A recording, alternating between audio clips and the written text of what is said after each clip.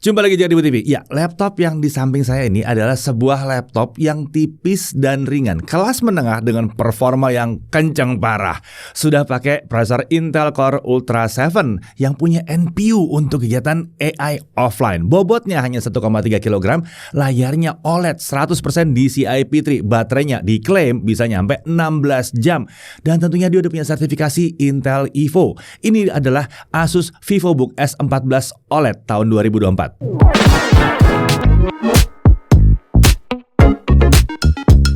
Oke, seperti biasa, VivoBook S14 adalah lini laptop consumer dari Asus untuk kelas menengah atas yang tipis dan ringan. Meskipun dipasarkan sebagai laptop kelas menengah atas, VivoBook S series itu selalu memiliki desain yang cantik, layaknya sebuah laptop premium kelas atas. Agak susah dibedain memang ya. Buat yang belum tahu, desain VivoBook S kali ini hadir dengan bahasa desain yang baru, yang lebih minimalis dari generasi sebelumnya. Tapi laptop yang satu ini bukan hanya punya desain yang cantik, tapi juga punya kemampuan AI dan performa yang kencang. Nah, daripada penasaran, kita langsung mulai aja dan kita bahas mulai dari spesifikasinya. Untuk prosesor dia pakai Intel Core Ultra 7 155H, codename-nya Meteor Lake, litografinya Intel 4, base TDP-nya ada di 28 watt.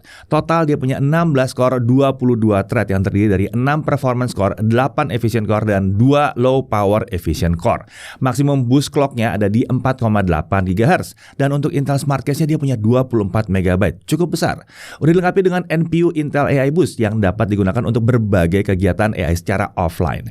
IGP-nya pakai Intel Arc Graphics dengan 8 Xe cores dan tentunya sudah support QuickSync, AV1 dan Ray Tracing juga. RAM-nya yang ini pakai 16 GB LPDDR5X 7467 dual channel onboard ya. Jadi memang karena onboard ini nggak bisa di-upgrade, tapi karena sudah hadir dengan konfigurasi dual channel dan 16 GB, rasanya udah cukup untuk berbagai kegiatan yang biasa dilakukan dengan laptop tipis dan ringan seperti ini. Untuk storage-nya dia pakai 1 TB SSD NVMe PCIe Gen 4x4. Hanya ada satu slot M.2 SSD di sini, tapi kapasitasnya udah 1 TB, jadi udah lega banget sih.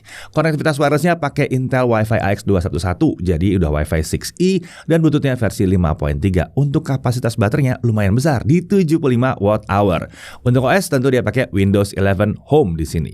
Body untuk form factor-nya adalah clamshell atau bentukan laptop klasik. Materialnya adalah metal di sini ya. Untuk desain seperti biasa, VivoBook S14 selalu hadir dengan desain yang minimalis tapi tetap keren, cantik di sini. Kita bisa lihat di bagian belakang layar ada teks Asus VivoBook. Ini mengkilat ya warnanya dan tipografinya keren di sini. Udah lolos uji standar tahanan military standar 810H. Jadi harusnya tangguh juga. Secara keseluruhan, laptop ini terasa profesional saat digunakan untuk bekerja. Untuk warna itu ada 2 varian warna yang tersedia. Ada yang mist blue, itu yang kita uji sekarang, dan ada neutral black atau hitam. Untuk dimensi panjang 31 cm, lebar 22,1 cm, dan ketebalannya 1,39 sampai 1,59 cm. Untuk bobotnya, laptopnya aja di 1,31 kg, chargernya di 280 gram. Jadi kalau dibawa-bawa total 1,59 kg. Nah, untuk display, layar ini dinamakan Asus sebagai Lumina OLED Display. Ya, tentunya ini adalah panel OLED dengan ukuran 14 inci sesuai dengan namanya ya, S14. Resolusinya adalah WUXGA atau 1920 x 1200. Otomatis aspek rasionya jadi 16:10. Refresh rate-nya 60 Hz dengan response time di 0,2 milisecond karena dia OLED. Menurut Asus, brightness-nya itu ada di 400 nits dengan peak brightness di mode HDR mencapai 600 nits dengan color gamut 100% DCI P3. Nah, kalau dari pengujian kami, brightness mode HDR off itu ada di 410 nits. Udah pas di sini ya, bahkan lebih dikit. Peak brightness mode HDR on ada di 660 nits atau sekitar 10% lebih tinggi daripada janjinya. Untuk gamut coverage-nya ada di 98,7% DCI P3 dan volume di 120,1% DCI P3. Kalau gamutnya terlalu lebar, tenang karena di software My Asus terdapat menu untuk mengubah profil gamut layar. Ada opsinya native, sRGB, DCI P3 dan display P3. Saat kita tes di mode sRGB dan DCI P3, hasil gamutnya sudah tidak terlalu melebar dan cukup mendekati 100%, baik itu di mode sRGB maupun DCI P3. Panelnya ini sudah dilengkapi dengan sertifikasi VESA Display HDR True Black 600. Sesuai ya, tadi kan dapat 600 juga di situ ya. Untuk permukaannya glossy, seperti layar OLED pada umumnya. Jadi warna yang ditampilkan jadi lebih cemerlang lagi. Bingkai layarnya udah lumayan tipis di sini yang membuat screen to body rasionya mencapai 87%. Nah, sekarang kita bahas kamera dan mikrofonnya. Untuk webcam itu resolusinya udah 1080p 30 fps ya. Karena menggunakan prosesor dengan NPU, webcamnya sudah mendukung fitur-fitur yang ada di Windows Studio Effect seperti automatic framing, eye contact, dan background effects. Sedangkan untuk mikrofonnya juga sudah dilengkapi dengan fitur AI noise cancelling yang dapat kita akses melalui software My Asus. Untuk hasil pengujian kamera dan mikrofonnya kurang lebih seperti ini. Ya, kali ini kita sedang ada di luar dan seperti yang kalian lihat jalannya ramai banget ya. Sekarang kita mau menguji fitur noise cancelling yang ada di laptop Asus VivoBook S14. Menurut kami ini suaranya udah cukup bagus. Suara noise-nya bisa hilang dan suara saya masih terdengar jelas. Tapi kalau menurut kalian gimana? Nah, sekarang kita uji kamera dari laptop Asus VivoBook S14 OLED. Kameranya sendiri punya resolusi 1080p. Jadi kualitas gambarnya bisa dibilang bagus ini. Kalian masih bisa lihat detail-detailnya dengan cukup jelas. Tapi pastikan kalian gunakan kameranya di ruangan dengan pencahayaan yang cukup ya. Kemudian kita juga akan coba fitur-fitur dari Windows Studio Effect. Fitur yang pertama adalah background effect. Fitur ini akan melakukan blur pada background. Jadi fokus akan tetap ada di kalian ya. Dan karena ini udah pakai NPU, kalian bisa lihat blurnya rapi. Dia nggak clipping ke body kalian, dia nggak clipping ke jari-jari kalian. Fitur berikutnya adalah auto framing. Nah, fitur yang ini akan membuat kamera mengikuti gerak kita supaya kita tetap ada fokus di tengah kamera, di tengah frame kamera. Fitur yang terakhir adalah eye contact. Fitur yang ini akan membuat supaya kita terlihat seperti sedang melihat ke kamera, padahal sedang melihat ke layar. Ini saya sedang melihat ke layar. Matanya nggak terlalu kelihatan ke bawah kan? Lanjut ke audionya, laptop ini menggunakan speaker dari Harman Kardon dengan 2 lubang speaker yang mengarah ke alas laptop. Terdapat software Dolby Atmos yang dapat digunakan untuk mengubah profil audio di sini. Untuk kualitas suaranya ternyata sangat memuaskan. Bassnya bukan yang paling nendang, tapi sudah terasa bassnya di sini. Dan detail suara musik, film maupun game itu mampu disajikan dengan baik oleh laptop yang satu ini. Suara yang dihasilkan juga terasa lantang, bahkan lebih lantang dari beberapa laptop gaming yang kami uji yang ada di rentang harga yang sama dengan dia. Sepertinya memang tradisi ini ya, laptop Asus yang pakai speaker Harman Kardon itu suaranya selalu memuaskan. Untuk konektor, di sebelah kiri ada satu HDMI 2.1, ada 2 Thunderbolt 4 yang mendukung display output, power delivery, dan penggunaan perangkat Thunderbolt lainnya seperti SSD atau external GPU yang pakai Thunderbolt. Lalu ada 1 microSD card reader dan ada 1 audio jack combo 3,5 mm. Nah, di sebelah kanan ada 2 USB 3.2 Gen 1. Nah, untuk keyboard, dia menggunakan keyboard Asus ErgoSense dengan layout standar dari laptop kelas VivoBook yang S ya. Ukuran tombolnya tergolong cukup memuaskan dengan jarak antar titik pusat dari tombol ada di 19,05 mm. Keycapsnya itu punya cekungan sedalam 0,2 mm dengan travel distance 1,7 mm. Jadi kalau dipakai buat ngetik, nyaman yang satu ini ya. Terdapat tombol khusus untuk memanggil software Microsoft Copilot dan tentunya laptop satu ini sudah mendukung Copilot in Windows. Keyboardnya juga dilengkapi dengan backlit, tapi menariknya backlit-nya bukan hanya putih, tapi RGB. Udah kayak laptop gaming aja yang satu ini ya. Backlit RGB-nya ini punya 1 zona warna dengan 3 tingkat kecerahan. Nah, untuk touchpad-nya ini cenderung center to body ya, jadi sedikit melebar ke kanan spacebar hingga tombol Copilot. Ukurannya tergolong besar di 13 x 8,5 cm. Tidak ada tombol khusus untuk klik kiri dan kanan di sini, tapi dia sudah menggunakan precision touchpad yang cenderung quiet ya saat ditekan. Dengan kedalaman klik ada di 0,23 mm. Nah, untuk sistem keamanan dilengkapi dengan infrared kamera yang sudah mendukung Windows Hello. Jadi kita bisa login ke Windows dengan lebih cepat dan mudah di sini. Untuk sistem pendinginnya, dia menggunakan sistem pendingin aktif dengan teknologi Asus iCool. Ini terdiri dari 2 heat pipe tembaga dan 2 kipas yang sudah dilengkapi dengan penyaring debu juga. Jadi nggak perlu sering-sering dibersihin. Intake dari bawah dengan 2 ventilasi pembuangan udara ke arah belakang. Tenang, meskipun ini mengarah ke belakang, udara panasnya tidak menembak ke arah layar, jadi aman. Nah, untuk aspek performanya, di sini ada 4 mode performa atau fan profile yang dapat diakses melalui software My Asus. Opsinya adalah full speed, Performance, Standard, dan Whisper. Mode performa juga bisa diubah dengan mudah dengan pakai tombol function plus huruf F. Nah, sekarang mari kita lihat konsistensi performanya kalau kita pakai Cinebench R23 selama 30 menit. Laptop yang satu ini cukup unik ya, karena skor pertamanya bukan skor yang paling tinggi. Hal ini terjadi karena kipas dari laptop belum berputar kencang saat awal pengujian. Jadi skor run keduanya justru yang terlihat lebih tinggi. Masuk ke hasil pengujian, untuk skor maksimalnya di mode standar ada di 13.572 poin, sementara di mode performance ada di 14.796 poin. Dan untuk mode full speed bisa mencapai 16.353 poin.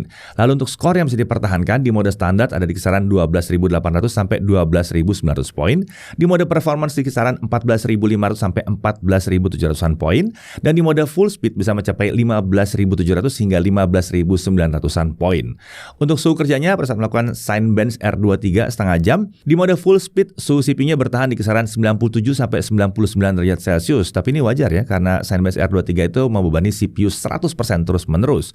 Dan ingat, Intel Core Ultra 7 itu punya suhu pengoperasian maksimal di 110 derajat Celcius. Jadi ini masih tergolong cukup aman. Tapi kalau memang terasa agak khawatir dengan suhu CPU-nya, kita bisa ubah aja ke mode standar. Di mode ini suhu CPU mampu dipertahankan di kisaran 86 sampai 89 derajat Celcius. Dengan sekali dia mungkin spike ya ke 94 derajat Celcius. Lalu karena ini laptop Evo, kita juga uji konsistensi performanya di mode baterai ya.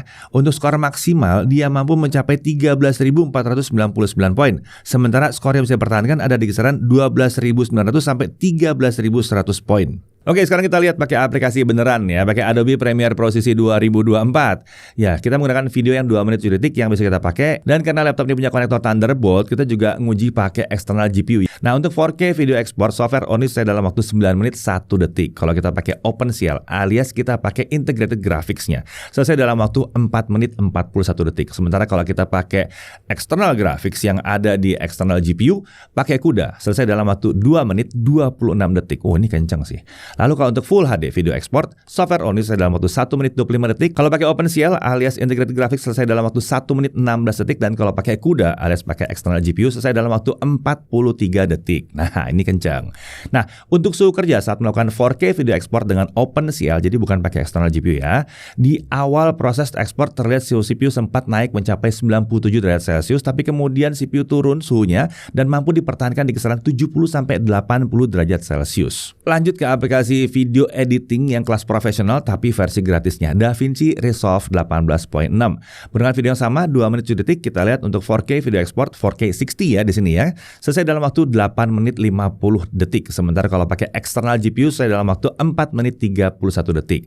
Kalau videonya Full HD ya 60 fps 2 menit 12 detik selesainya. Sementara kalau kita pakai external GPU saya dalam waktu 1 menit 16 detik. Nah, untuk suhu kerja pada saat melakukan 4K video export dengan integrated graphics-nya, untuk suhu CPU sempat naik turun di kisaran 80 sampai 95 derajat Celcius dan ada spike atau lompatan kecil ke 98 derajat Celcius di awal proses ekspor. Ini tentunya masih tergolong sangat aman sekali dan ini sangat menyenangkan karena biasanya DaVinci Resolve itu bisa mendongkrak suhu CPU sampai ke 100 bahkan lebih ya. Tapi di sini masih aman, terjaga. Oke, sekarang kita masuk ke gaming karena pasti dari kalian pasti banyak yang nanya bisa gaming nggak? Nah, untuk pengujian gaming hasilnya kurang lebih seperti ini.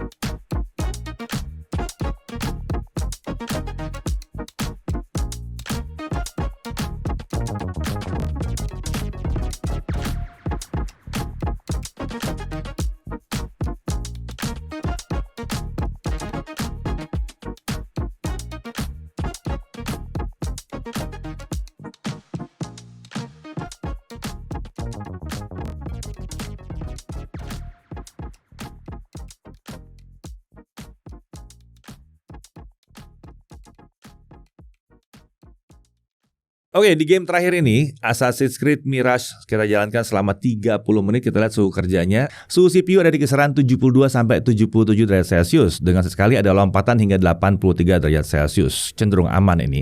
Untuk suhu permukaan, untuk permukaan keyboard itu titik terpanasnya ada di dekat angka 7 dan 8 yang mencapai 42 derajat Celcius. Ngepas di sini ya suhunya ya. Sedangkan di area tengah keyboard ada di kisaran 33 sampai 39 derajat Celcius. Dan area kanan serta kiri keyboard itu aman di 30 sampai 33 derajat Celcius. Untuk palm rest, tenang, ini aman banget di bawah 30 derajat Celcius. Ini nyaman banget. Oke, kita lanjut ke storage testnya ya. Dengan Crystallisma kita peroleh bahwa kecepatan bacanya ada di 4480 MB per second dan tulisnya di 3319 MB per second. Bukan kecepatan SSD PCIe Gen 4 yang paling kencang yang pernah kami uji, tapi yang segini nih udah kencang banget sih sebetulnya untuk kegiatan sehari-hari. Lanjut ke pengujian daya tahan baterainya. Ingat ini baterai lumayan besar di 75 Wh ya. Brightness kita set di 150 nits, volume di 25%, mode performa di standar. Menurut klaimnya, baterai laptop ini bisa bertahan hingga 16 jam. Nah, berdasarkan pengujian kami kalau pakai local video playback 1080p, hasilnya baterai baru habis setelah 17 jam 20 menit. Ini adalah salah satu yang terbaik ya untuk kelas harga segini. Bisa di atas 15 jam ya. Karena nggak banyak laptop yang bisa mencapai di atas 15 jam. Bahkan masih jarang yang bisa di atas 12 jam. Nah, kita juga akan uji kemampuan baterai menggunakan standar Evo nih ya. Dengan tingkat kisaran 200 nits. Untuk local video playback 1080p, hasilnya mencapai 11 jam. Nah, ini berarti dia masih lebih dari syarat minimal Evo yang cuma 9 jam. Lanjut untuk charging test. Nah, untuk kecepatan charging, Asus mengklaim bahwa adalah 49 menit sudah terisi sekitar 60%. Berdasarkan pengujian kami, dalam 30 menit terisi sekitar 52%. Ini setara untuk muter video selama 8 jam ya. Sementara di menit ke-49 baterai terisi 76%. Sesungguhnya ini jauh melebihi klaimnya Asus. Jadi untuk laptop ini Asus agak underclaim ya. Sementara itu untuk mengisi dari kosong sampai penuh butuh waktu hanya 1 jam 40 menit. Ini adalah hasil yang cukup cepat. Nah, untuk harganya, laptop yang satu ini dijual di harga kisaran 18.299.000. Sebuah harga yang pantas untuk kemampuannya ya. Dan ini sudah mencakup Microsoft Office Home and Student 2021, ada backpack laptop dari Asus, dan ada garansi 2 tahun yang bisa diklaim di seluruh dunia. Plus ada Asus Perfect Warranty di tahun pertama. Di sini kerusakan yang diakibatkan oleh kelalaian pengguna akan ditanggung sebanyak 80% untuk biaya spare partnya dan 100% untuk biaya jasa perbaikan oleh Asus di tahun pertama dan bisa diklaim 1 kali ya dalam tahun pertama.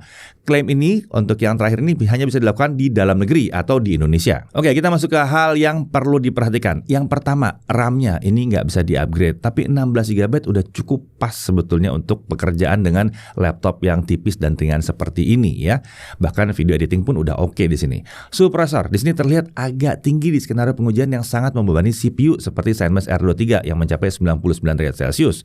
Tapi lagi-lagi ingat bahwa batasnya untuk Core Ultra 7 adalah 110 derajat Celcius. Jadi harusnya masih lumayan aman sih. Lagi-lagi kalau rasanya khawatir dengan suhunya ya kita bisa pakai setting yang lebih rendah, pindah ke mode standar. Tetap kencang sih. Nah, dari sisi menariknya performa CPU-nya kencang dan udah ada dukungan AI dengan NPU Intel AI Boost yang ada di dalam Intel Core Ultra 7 155H. Performanya kencang dan nyaman digunakan untuk multitasking karena ya jumlah thread-nya besar sekali.